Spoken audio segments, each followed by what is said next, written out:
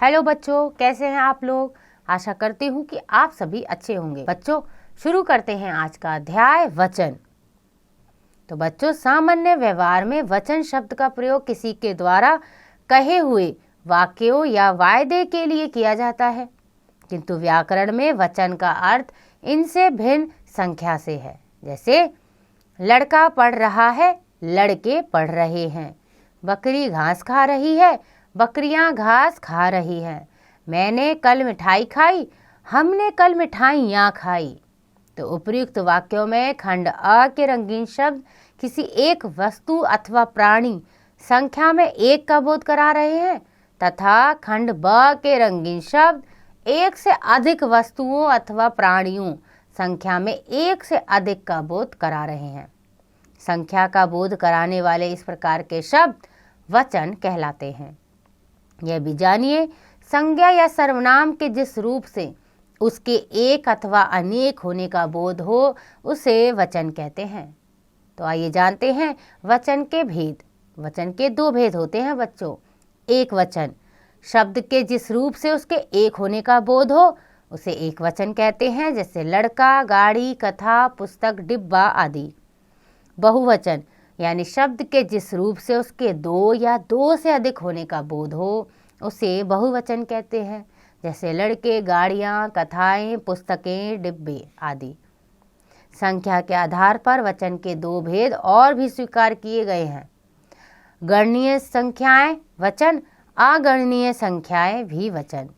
गणनीय वचन यानी कि जो गिन सकें, जिन वस्तुओं की संख्याओं की गिनती की जा सकती है उन्हें गणनीय संख्याएं वचन कहते हैं, जैसे बस्ते, दवाते, बकरे, खिड़कियां, जालियां, पुस्तकें, मुर्गियां, कुर्सियां, गाड़ियां, दरवाजे इत्यादि।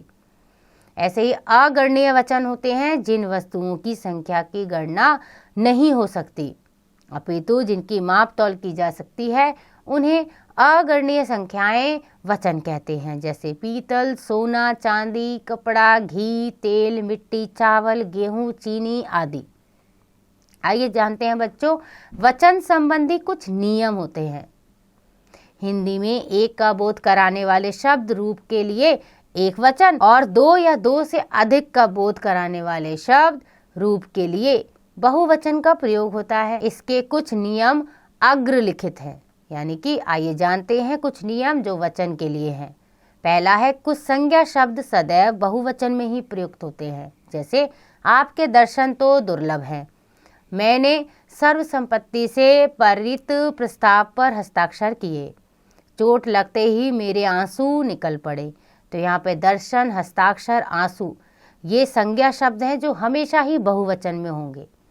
कुछ शब्द सदैव एक वचन में होते हैं, जैसे हवा दिखाई नहीं दे रही है। वर्तमान शासन व्यवस्था से जनता खुश नहीं है। तो यहाँ पे हवा और जनता हमेशा एक वचन में ही होंगे। आदर या सम्मान का भाव प्रकट करने के लिए एक वचन के स्थान पर बहुवचन का प्रयोग होता है बच्चों, जैसे गुरुजी कक्षा में पढ़ा रहे हैं। शहीद चंद्रशेखर आजाद क्रांतिकारी विचारों के देशभक्त थे। मेरी माताजी मुझसे मिलने आई है। तो यहाँ पर हम आदर सम्मान प्रकट कर रहे हैं, इसलिए हम हमेशा बहुवचन का ही प्रयोग करेंगे। वाक्य में गुरुजी, चंद्रशेखर, माताजी एक वचन के बोधक है, परंतु उनके प्रति आदर का प्रदर्शन करने के कारण बहुवचन रूप प्रयुक्त हुआ है। इसे आदरार्थक बहुवचन कहते हैं। जिन शब्दों के अंत में जाति, सेना या दल शब्द आते हैं उनका प्रयोग एक वचन में किया जाता है, जैसे सेवा दल अकाल पीड़ितों को राहत पहुंचाने के काम में लगा हुआ है। भगवान राम की वानर सेना ने लंका पर विजय पाई। सभी के कल्याण के बारे में सोचना मानव जाति का परम धर्म है। सत्ता, अधिकार, प्रभाव, सामाजिक प्रतिष्ठा या स्वाभिमान प्रकट करने के लिए प्रायः सर्वनाम के बहुरूप बहुवचन का प्रयोग किया जाता है, जैसे राकेश बोला, हमें तो कोई कुछ कह नहीं सकता। जहाँ तक गुरुजी की बात है वे तो इसमें खुश हैं। मंत्री ने कहा, हम अकाल प्रभावित क्षेत्रों का दौरा करेंगे। तो यहाँ पे सत्ता अधिकार की बात हो रही है, इसलिए हम बहुवचन का प्रयोग करेंगे। कुछ एकवचन संज्ञा शब्दों के साथ गण, लोग, जन, समूह, वृंद आदि शब्द जोड़कर उनका बहुवचन में प्रयोग किया जाता है। जैसे मजदूर लोग अन्याय और शोषण के विरुद्ध संघर्ष करें, छात्र वृंद देशभक्त नागरिक बने, अध्यापक गण कक्षाओं में पढ़ा रहे हैं। तो ये एक वचन संज्ञा है, लेकिन इनके लिए गण, लोग, जन का उपयोग हुआ है तो ये बहुवचन है। व्यक्तिवाचक और भाववाचक संज्ञाएं प्रायः एक वचन में प्रयुक्त होती हैं। जैसे कंचन मंदिर जा रही है, अमन पुस्तक पढ़ता है, अच्छाई की प्रशंसा होती है, मैंने जीवन में सदाचार को महत्व दिया। तो ये सभी एक वचन है। जातिवाचक संज्ञाएं दोनों ही वचनों में प्रयुक्त होती हैं, परंतु धातुओं का बोध कराने वाली जातिवाचक संज्ञाएं एक वचन में ही प्रयुक्त होती हैं। जैसे लोहा एक मजबूत धातु है, कोयला काला होता है, चांदी की अपेक्षा सोना अधिक मूल्यवान धातु है। तो ये जातिवाचक संज्ञाएं धातुओं को दिखा रही हैं, इसलिए एक वचन में गिनी जाएंगी। अ, ई, उ, ए, ओ, औ से अंत होने वाले परस्कृत हित पुल्लिंग शब्दों के एक वचन और बहुवचन रूप में से ही होते हैं। जैसे पंख उड़ता है, पंख उड़ते हैं, कवि लिख रहा है, कवि लिख रहे हैं, खिलाड़ी गया, खिलाड़ी गए, डाकू पकड़ा गया, डाकू पकड़े गए, चौबे आया है, चौबे आए हैं, जौ पड़ा है, जौ पड़े हैं। वचन बदलने के लिए बच्चों नियम होते हैं, तो आइए इन्हें भी जानते हैं। वाक्य में प्रयोग करते समय संज्ञा शब्दों के साथ कई बार परसर्ग यानी कारक चिन्ह लगाते हैं और कई बार ये चिन्ह नहीं लगते। इसके आधार पर शब्दों के बहुवचन भी दो तरह के बनते हैं, एक विभक्ति चिन्ह रहित बहुवचन और विभक्ति चिन्ह सहित बहुवचन। तो पहला है विभक्ति चिन्ह रहित शब्दों के बहुवचन बनाने के नियम। अकारांत शब्दों के अंतिम आ के स्थान पर ए लगाकर एक वचन को बहुवचन में बदल दिया जाता है। जैसे लड़का लड़के, मोटा मोटे, मुर्गा मुर्गे, रस्सा रस्से, घोड़ा घोड़े, गड्ढा गड्ढे, मकड़ा मकड़े, भाला भाले। इसमें भी बच्चों अपवाद है। कुछ संस्कृत शब्दों, संबंध सूचक शब्दों और पद सूचक शब्दों में उपयुक्त नियम लागू नहीं होता है। उनके एक वचन और बहुवचन के रूप से एक जैसे नहीं रहते। जैसे संस्कृत के शब्द हैं चंद्रमा, राजा, कर्ता, देवता, युवा, पिता। इनको हम बहुवचन में नहीं बदल सकते। संबंध सूचक शब्द हैं मौसा, मौसा, चाचा, दादा, नाना, बाबा, काका। पद सूचक शब्द हैं पंडा, दरोगा, दारा। विशेष है कि अकारांत पुल्लिंग शब्दों को छोड़कर शेष सभी अकारांत, इकारांत, इंकारांत, उकारांत आदि शब्द दोनों वचनों में एक समान रहते हैं। जैसे एक कवि, अनेक कवि, एक मित्र, सभी मित्र, एक साधु, सभी साधु, एक माली, अनेक माली। अकारांत स्त्रीलिंग संज्ञा शब्द के अंतिम आ के स्थान पर ए का प्रयोग करके बहुवचन बनता है। बात बातें, गाय गायें, मूछ मूछें, पुस्तक पुस्तकें, कलम कलमें, चादर चादरें। ऐसे ही अकारांत स्त्रीलिंग संज्ञा शब्द के अंतिम में आ के स्थान पर ऐ जोड़कर बहुवचन बनेगा। लेखिका लेखिकाएं, कन्या कन्याएं, आत्मा आत्माएं, कथा कथाएं, विद्या विद्याएं, अध्यापिका अध्यापिकाएं, माता माताएं, कामना कामनाएं। इकारांत स्त्रीलिंग संज्ञा के अंत में या जोड़कर बहुवचन बनाना है। जैसे लिपि लिपियाँ, छवि छवियाँ, तिथि तिथियाँ, राशि राशियाँ, जाति जातियाँ, शक्ति शक्तियाँ, नीति नीतियाँ, पंक्ति पंक्तियाँ। इकारांत स्त्रीलिंग शब्दों के इक को इ में बदलकर और अंत में या जोड़कर बहुवचन बनता है। मकड़ी मकड़ियाँ, नारी नारियाँ, थाली थालियाँ, मछली मछलियाँ, टोपी टोपियाँ, गली गलियाँ, रोटी रोटियाँ, गाली गालियाँ, बेटी बेटियाँ, खिड़की खिड़कियाँ। तो बच्चों उकारांत अकारांत उकारांत यानी उ, अकारांत यानी अ, एकारांत यानी ए, उकारांत यानी उ, औकारांत यानी औ। स्त्रीलिंग संज्ञा शब्दों का बहुवचन बनाने के लिए उनके आगे ऐ जोड़ दिया जाता है और उ में बदल दिया जाता है। वस्तु वस्तुएं, धातु धातुएं, धेनु धेनुएं, बहु बहुएं, गौ गौएं, ऋतु ऋतुएं।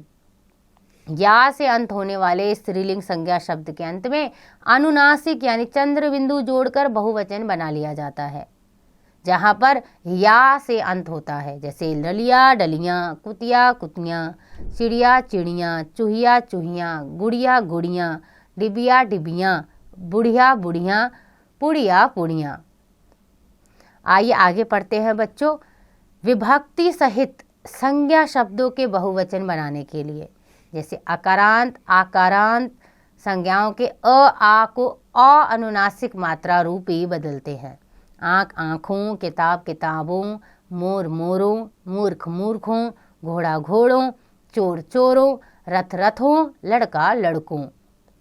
ऐसे ही आ से समाप्त होने वाले जिन संज्ञा शब्दों के बहुवचन में कोई परिवर्तन नहीं होता, उनके विभक्ति सहित रूपों के बहुवचन में आ जोड़ दिया जाता है, जैसे योद्धा योद्धाओं, राजा राजाओं, छात्रा छात्राओं, माता माताओं। उकारांत तथा उकारांत शब्दों के अंत में आ जोड़कर बहुवचन बनाया जाता है, डाकू डाकुओं, गुरु गुरुओं, भालू भालुओं, साधु साधुओं।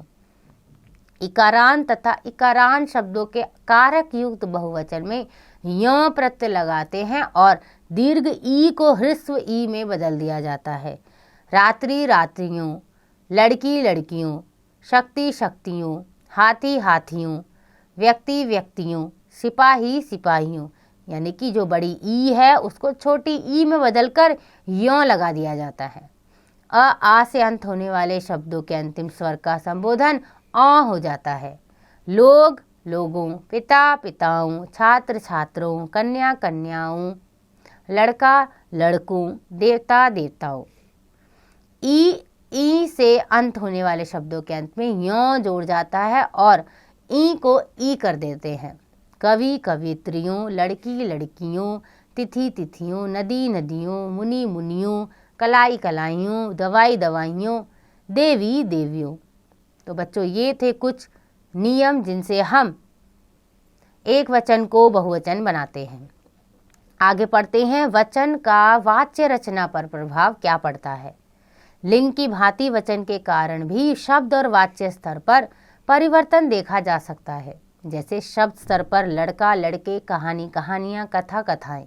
वाक्य स्तर पर यह परिवर्तन विशेष संबंध कारक क्रिया विशेषण और क्रिया में भी होता है, जैसे कि बच्चे ने अच्छा नाच दिखाया, बच्चों ने अच्छे नाच दिखाए। रमन का भाई पत्र लिख रहा है, रमन के भाई पत्र लिख रहे हैं। बालक पढ़ता पढ़ता सो गया, बालक पढ़ते पढ़ते सो गए। तो बच्चों दोनों में ही बदलाव आए हैं, यानी कि कारक में चेंजेस आए हैं। चेंज आते हैं कारक में, तो कर्ता में बदलाव आते हैं तो भी वचन बदल दिया जाता है। वचन के कारण पहले उदाहरण में विशेषण अच्छा अच्छे और क्रियापद दिखाया दिखाए में परिवर्तन हुआ है। दूसरे उदाहरण में संबंधवाचक का भाई के भाई और क्रियापद लिख रहा है लिख रहे हैं। और तीसरे उदाहरण में क्रिया विशेषण यानी पढ़ता पढ़ता पढ़ते पढ़ते और क्रियापद सो गया सो गए में परिवर्तन हुआ है। तो आपने सीखा संज्ञा आदि विकारी शब्दों के जिस रूप से उसके एक या एक से अधिक होने का पता चले उसे वचन कहते हैं। हिंदी में वचन दो प्रकार के होते हैं, एक वचन बहुवचन। शब्द के जिस रूप से वस्तु या पदार्थ का एक होने का पता चले उसे एक वचन कहते हैं। शब्द के जिस रूप से एक से अधिक वस्तुओं या पदार्थों का ज्ञान होता है उसे बहुवचन कहते हैं। कुछ हमेशा ही एक वचन तथा कुछ हमेशा ही बहुवचन रहते हैं। वचन बदलने से वाक्य में संज्ञा व क्रिया दोनों का रूप बदल जाता है। कुछ संबंध सूचक संज्ञाएं एक वचन और बहुवचन दोनों में समान रहती हैं। आशा करती हूँ कि आपको यह अध्याय समझ आ गया होगा। इसका अभ्यास आप स्वयं कीजिएगा।